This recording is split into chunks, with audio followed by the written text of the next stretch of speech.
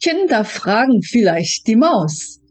Und wen fragst du, wenn du Fragen hast, auf die du keine Antwort weißt? Die geistige Welt. Was ist die geistige Welt oder wer? Wie kannst du die Botschaften erhalten? Und wie kannst du deren Wahrheitsgehalt überprüfen? Veränderungen gehören dazu zum Leben. Das ist uns mit dem Kopf allen klar. Und wir lieben sogar Veränderungen, wenn sie ein gewisses kleines Maß nicht übersteigen. Sie machen nämlich das Leben interessant und lebenswert. Und wir alle spüren, wenn wir beginnen zu erstarren und zu verharren im vertrauten Elend. Dennoch wünschen wir uns doch, die meisten jedenfalls, die Dinge in der Hand zu haben, unter Kontrolle zu haben. Was passiert jedoch im Moment?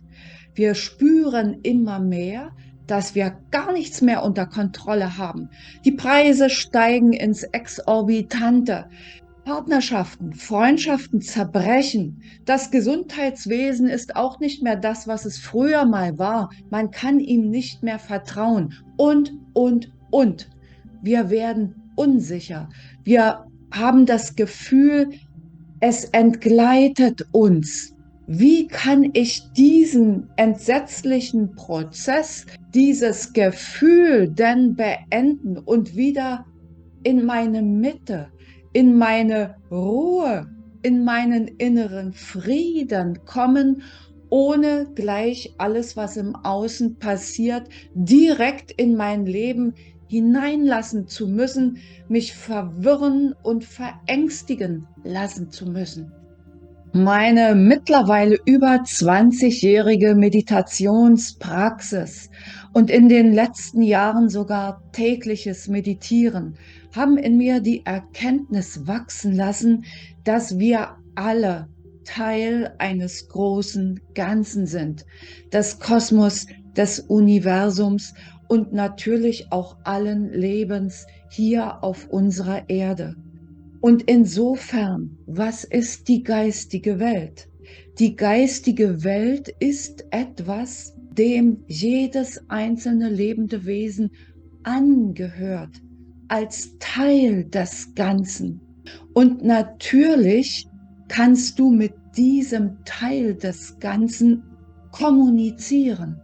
Du kannst es deswegen, weil dieses Ganze immer auch dein Spiegel ist, auf der Basis der universellen Gesetze, die für das gesamte Universum gelten.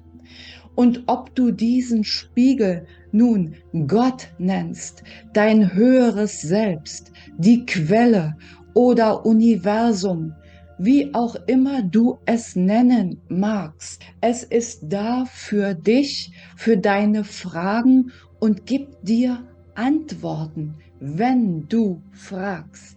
Wie immer möchte ich hinzufügen, ob du dem, was ich hier sage, Glauben schenkst oder auch nicht, liegt in deiner Verantwortung und hat etwas mit deinem ureigenen Glaubenssystem zu tun, was wie so eine Art Filter dafür ist, was du als wahr für dich annehmen und erkennen kannst und wo du denkst, nee, ist nicht meins, dann klick schlicht und ergreifend einfach weg. Wie bekommst du nun die Botschaften aus der geistigen Welt? Es ist unterschiedlich, kann ich da nur sagen, und zwar individuell, ganz unterschiedlich. Jahrelang habe ich mich in Trainings und Coachings mit Tausenden von Teilnehmern damit auch beschäftigt, auf welche Weise die Wahrnehmung jedes Einzelnen ist. Ich zum Beispiel habe festgestellt, dass bei mir im Laufe der Jahre sich die Hellsinne geschärft haben, auch durch meine permanente Meditationspraxis. Und bei mir ist eine Menge Hellwissen dabei. Das heißt, ich weiß es sofort und auch Hellhören. Ich höre vieles. So, und dann gibt es die, die sind eher visuell veranlagt, die sehen Bilder. Sie sind hellhörig. sichtig, wenn die Hellsinne erwacht sind. Und dann gibt es die, die ganz viel fühlen in ihrem Körper, warm oder kühl, ausdehnen oder sich zusammenziehen, sich verspannen oder entspannen, wie auch immer. Und so sind auch die Arten, wie die geistige Welt mit dir kommuniziert, unterschiedlich. Die geistige Welt ist nämlich schlau, denn sie ist in gewisser Weise ja dein Spiegel. Sie weiß, auf welche Weise du am besten kapierst. Ich zum Beispiel erhalte jede Menge Engelszahlen. Was sind Engelszahlen? Das sind diese Dreier- und Vierer-Kombis von 111, 444, 5555 und wie auch immer. Wer numerologisch ein bisschen bewandert ist, der wird sofort Ideen dafür haben, welcher Art und Weise der Botschaft sie die einzelnen Engelszahlen zuordnen möchten. Aber auch da sage ich mir, also meine persönliche Meinung, welche Bedeutung ich einer Engelszahl gebe, hat wiederum etwas mit mir zu tun. Ob die 5 für mich für Veränderung steht, ob die 1 für den Beginn und die 9 für das Ende steht, das muss jeder auch selbst für sich entscheiden. Und damit sind wir bei der Selbstverantwortung für jedes schöpferische Wesen. Und wir Menschen sind Schöpferwesen als Teil dieser geistigen Welt. Also obliegt es uns und unserer Verantwortung, Bedeutungen für bestimmte Dinge selbst festzulegen. Ich mache mal ein simples Beispiel. Du bist im Urlaub. Ich persönlich zum Beispiel bringe mir aus dem Urlaub immer irgendein Schmuckstück mit. Und dieses Schmuckstück, meistens ist es ein Ring, erinnert mich an diesen Urlaub. Hier zum Beispiel ist ein Ring aus meinem Irland-Urlaub. Ich denke oder ich bin mir ziemlich sicher, dass ich eine Menge keltischer Wurzeln habe, weil es mich an diesen Urlaub und an meinen Ursprung aus einem anderen Leben erinnert. Und diese Bedeutung hat dieser Ring für mich. Ich könnte ihm aber auch eine völlig andere Bedeutung geben. Insofern bin ich mir auch immer nicht so schlüssig, inwieweit Symbole eine allgemeine Gültigkeit haben. Und da kommen wir zu noch etwas, diesen Filtern, die wir in uns haben. Wir erhalten Botschaften, von denen wir das Gefühl haben, wir können ihnen vertrauen. Und manchmal wissen wir dennoch nicht die Bedeutung. Sie offenbart sich uns noch nicht. Warum sage ich noch nicht? Es gibt für alles einen rechten Zeitpunkt. Und die geistige Welt gibt uns etwas, offenbart uns aber zum rechten Zeitpunkt, was es damit auf sich hat. Übe dich also in Geduld. Wir haben uns jetzt schon eine ganze Menge Informationen gemeinsam angeschaut, wie Botschaften zu uns gelangen. Jetzt wirst du dich aber vielleicht fragen, ja, ich muss ja erstmal den Kontakt herstellen zur geistigen Welt. Na klar, recht hast du. Das ist nach meiner persönlichen Erfahrung am besten in Meditation zu erreichen. Am Ende dieses Videos verlinke ich dir ein Video mit Meditationsanleitung in Form einer geführten Meditation.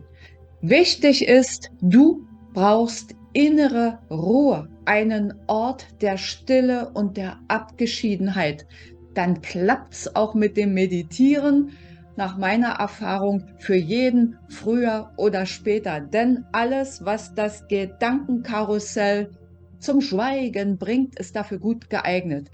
Am besten geht's in der Natur, aber auch bei Routinetätigkeiten auf jeden Fall allein. Denn du hast deinen Kommunikationspartner, die geistige Welt. Da braucht es keine anderen Menschen ringsherum. Als letztes beschäftigen wir uns mit dem Thema Wahrheitsgehalt der Botschaften. Wir wollen doch die Kontrolle behalten, oder? Stimmt das? Stimmt das nicht, was ich da gehört habe? Ist das vielleicht nur ein Auswuchs meiner blühenden Fantasie? Ganz einfach. kinesiologische Praktiken. Da gibt es diesen Muskeltest oder diesen Armtest, den man mit einer weiteren Person durchführen kann. Ich persönlich favorisiere den sogenannten Schwanktest. Einfach hüftbreit aufstellen, tief durchatmen und die Frage stellen, ist diese Botschaft, die ich gerade erhalten habe, wahr, ja oder nein? Bei Ja sollte sich dein Körper zuwendend nach vorne bewegen, kippen, und bei Nein kippst du nach hinten. Das kannst du vorher auch austesten, indem ich mich zum Beispiel frage, ist mein Name Peter? So, dann werde ich wahrscheinlich nach hinten kippen, weil das ja überhaupt nicht stimmt. Das kannst du mal für dich ausprobieren mit weniger kritischen Inhalten, um sie dann anzuwenden auf die Botschaften aus der geistigen Welt. Ich hoffe, das Ganze hat dich inspiriert. Du probierst es aus für dich und bekommst die Antworten auf Fragen, für die du bisher keine Antworten hattest. Ich wünsche dir viel Spaß dabei, viele Erkenntnisse, und bis zum nächsten Podcast oder Video sage ich Tschüss.